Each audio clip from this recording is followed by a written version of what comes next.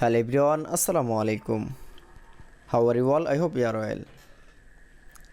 Welcome back to my channel in this new video. Today's video, how to make an oval picture in Microsoft Publisher.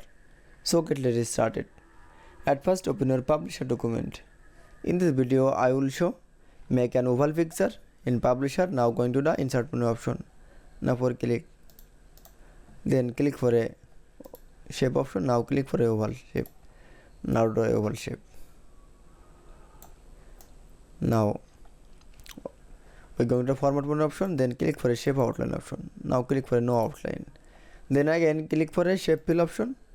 Now click for a picture option. Now select from a file. Now find your picture in this file.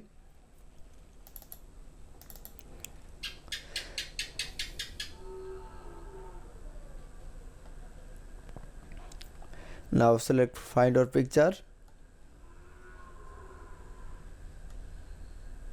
Now for click, then click for insert option.